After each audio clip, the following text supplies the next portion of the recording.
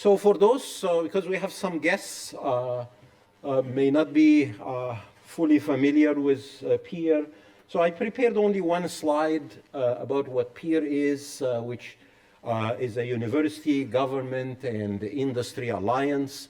And we have been for many years, as Sujay alluded to, been viewed by the state of California as the primary research arm for research related to earthquake engineering. So we would like to continue being viewed this way. A lot more detail you can find about the center from our website that you see the link here. But in a nutshell, we are 20 universities, 11 core institutes that you see them listed here, and 9 educational affiliates.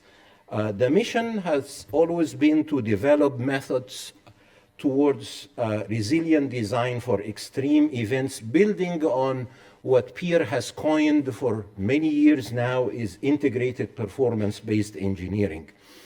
Peer combines resources from top schools on the West Coast, including faculty, students, and laboratories as well. There are worldwide probably millions of researchers who are using peer products, whether it's data sets or software or just experimental research findings, and also which all get disseminated in our peer report series.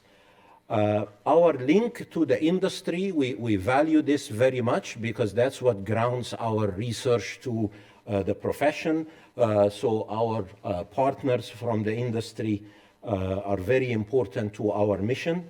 We value our sponsors that you see their logos at the bottom here, and we thank them for continuing to support the mission of Peer. So just a few highlights about major projects and initiatives, and you're going to hear more about that during this session. We have an important activity now related to simulated ground motions, next generation liquefaction. We're going to hear about that, an important data set. California Energy Commission project related to OpenSRA, which is the second phase now for seismic risk of different kind of infrastructure, particularly underground different structures like gas lines and so on. We have a lot of activities now related to structure health monitoring. We have a strong collaboration between Peer and the Structure Extreme Event Reconnaissance Network, which is part of the NSF-funded NERI enterprise. The Peer activity revolve around developing natural language processing approach for automated earthquake reconnaissance reporting. We will also be hearing about the next generation structure performance database, which is something started many years ago, and we're trying to extend that. We also recently started activity with BART, focusing on their earthquake early warning thresholds and revisiting that for the purpose of reducing unnecessary downtime or slowing down trains. So we will be having some experimental work done in this direction. The two major funding sources that you see regularly through our request for proposals are those that come from the Transportation Systems Research Program, where funding comes from the state of California to Peer, and we use this funding to develop several important products. The funding is distributed through a request for proposal that goes out to all 11 Peer institutions. In the past 8 years, we have funded 84 projects. So on average, 10 plus projects per year. Some years we funded a lot more than others. The products that come out of this TSRP program are mainly peer reports. We insist that the PIs have to produce peer reports at the end of their work.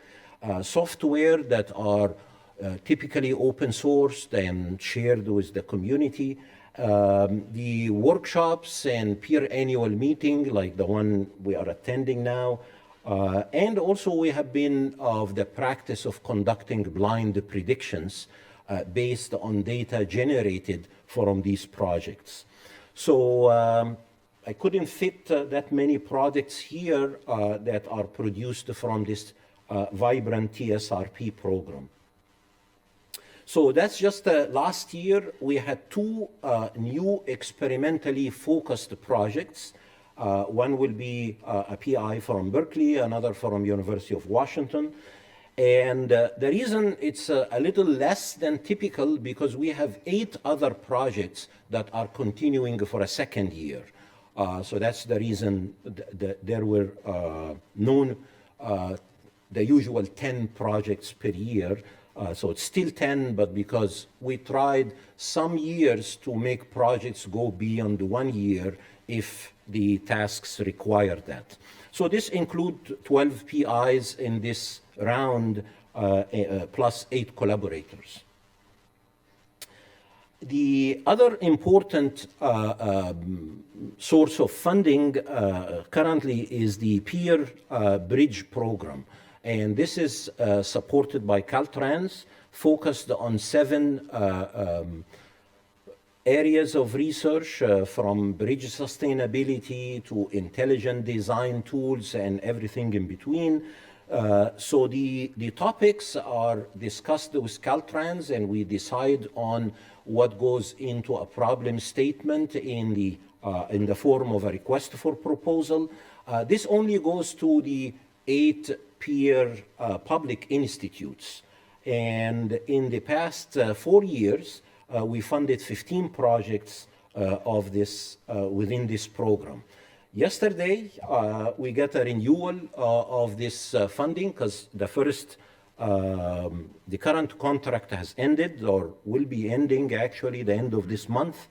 And in the coming 5 years, there will be another $5 million put on this program.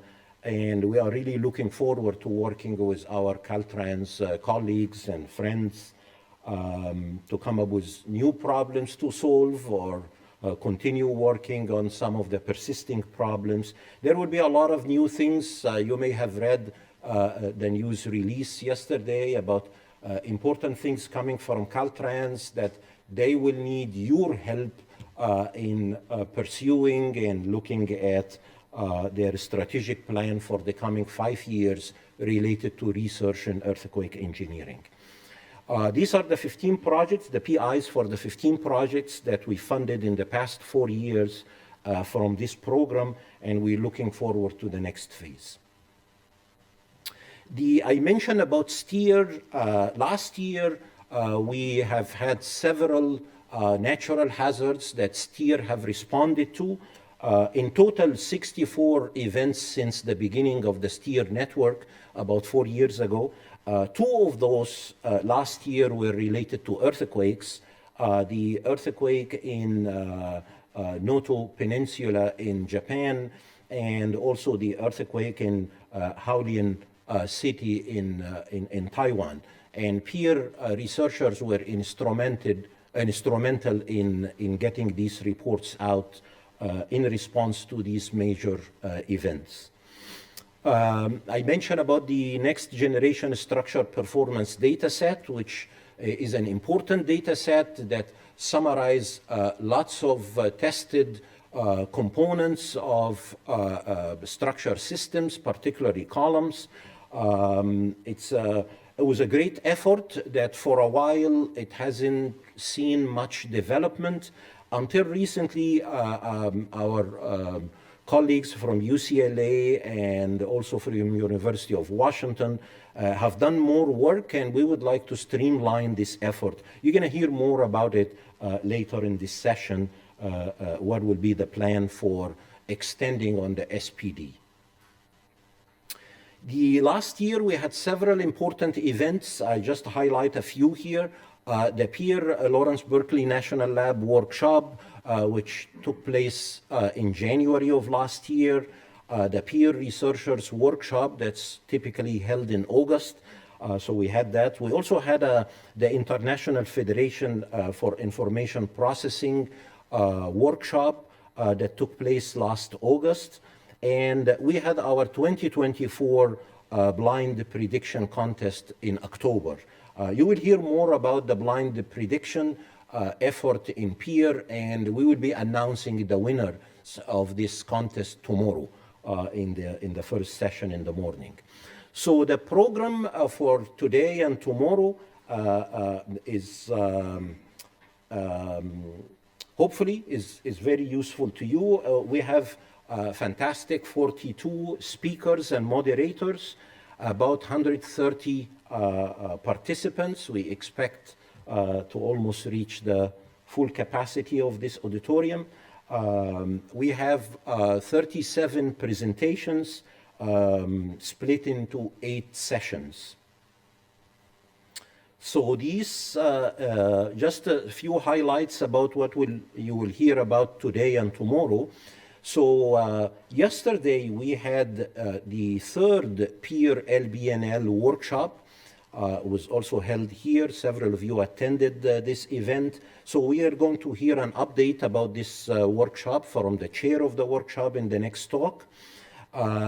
We will announce the 2025 blind prediction contest. We kind of got bored of steel and concrete, so we decided this year it will be a masonry contest. So details about that will be in tomorrow first session, which is session 5. We are going to have an AI workshop, AI and fire workshop that will take place in May. We are going to hear more about that from the co-chair of this workshop in session 6 tomorrow. And we are having a big conference, the 19 World Conference in Seismic Isolation, which we are also going to hear about its preparation in session 5 tomorrow from the president of ASISI, which is the organization that's co-sponsoring this important event that will be held in the Berkeley campus next August. I mentioned about some of our sponsors and the 2 big programs we have, but we have a lot other collaborators that we work with. I mentioned about Caltrans through the Peer Bridge program. Session 2 that follows this one is all about the projects that were funded by the Peer Bridge program. The CGS, California Geological Survey, we have now a data sharing agreement. You will hear about that in the last talk of session 1 through the BRACE 2 project that I am directly involved in.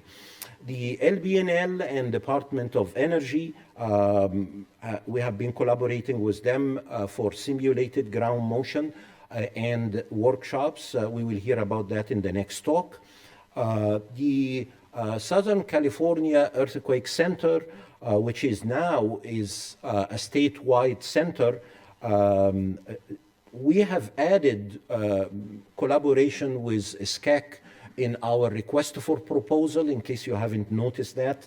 That will continue, and we will hear about that collaboration from the current director of SCAC tomorrow in the last session.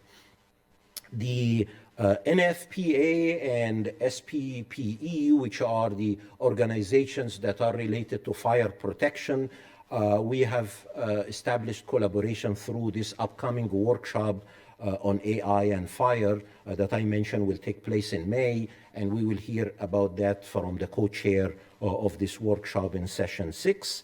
And as I mentioned, ASISI, which is co-sponsoring the 19 World Conference in Seismic Isolation. We will also hear about this collaboration in session 5 tomorrow. So before I end and start our next presentation, I really want to thank the peer staff and many student volunteers. Peer has very lean but very capable staff, and they do 110%. And these events like this, they became experts in organizing these events, and I thank them for all their effort. And I wish you great meeting, and hopefully we hear feedback from you. Before I step down, we are thinking to keep the annual meeting during this time of the year, during the spring break. And it will be always preceded, or at least we hope, by the seismic or by the ground motion simulation workshop. I would like to hear from you if that's a better time slot. We used to have this in January. We are thinking having it during the spring break, maybe better or maybe not. So let us know what you think, and we will take your feedback seriously. Thank you very much.